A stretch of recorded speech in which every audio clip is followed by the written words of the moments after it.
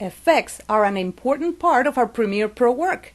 From animation to color correction, it is hard to find a video or film that didn't incorporate some kind of effect. In this chapter, we will go over applying keyframes to animate these effects, applying color correction to our clips, and more.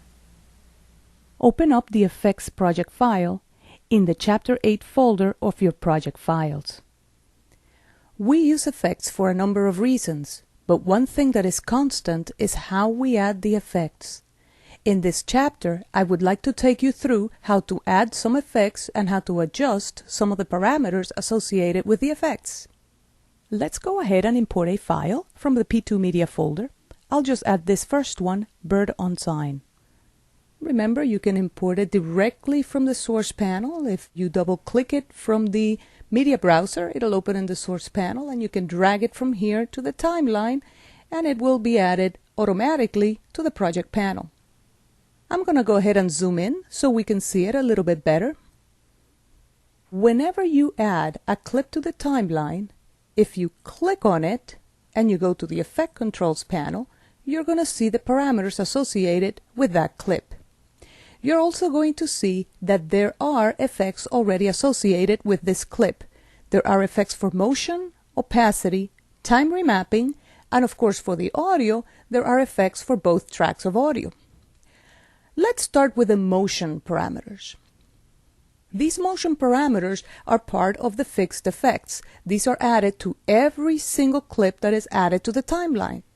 These include position, which is measured in pixel coordinates, scale, which is measured in percentages, scale width, and of course you can deselect the uniform scale. That means you can make something a little bit skinnier or fatter, if you will, or taller on one of the axes than on the other one. I'm going to go ahead and leave uniform scale selected. Rotation, which is measured in degrees, anchor point, which is also measured in pixel coordinates, and anti-flicker filter, which of course lets you deal with the flickering of interlace footage.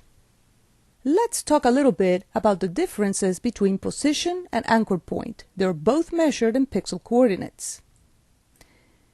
If I click on this icon, which is to the left of the word motion in the Effect Controls panel, I am going to see some control points here in the program panel. These represent scale, rotation. If I position my mouse cursor a little bit near where the corners are, when it turns into that little curvy arrow icon, I can click and drag, and I can in effect affect the rotation of the clip. I also see a crosshair here in the middle of the image. This represents the anchor point. Position really refers to where this anchor point is in relationship to the whole viewable area. Anchor point, on the other hand, represents where this little icon is in relationship to the actual clip.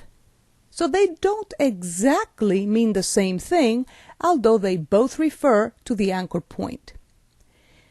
In Adobe World, coordinates 0, 0, that is 0 for the x-axis and 0 for the y-axis, refer to the top left pixel. So if I change the position of the anchor point to be 0, 0, so 0 for x and 0 for y, notice where the anchor point is right now is on the top left-hand side corner of the clip. The anchor point is the point of origin to these motion or transform parameters. So if I start the rotation, notice that it rotates from that pivot point. If I change the scale, that will be the point of origin for the clip to become larger and or smaller. This little icon here is the reset button.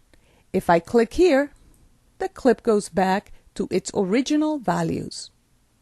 Opacity, on the other hand, refers to the opacity and or the transparency of the clip. I can reduce it here. It's measured in percentages, with 100% being the clip fully solid or fully opaque, and 0 the clip being fully transparent.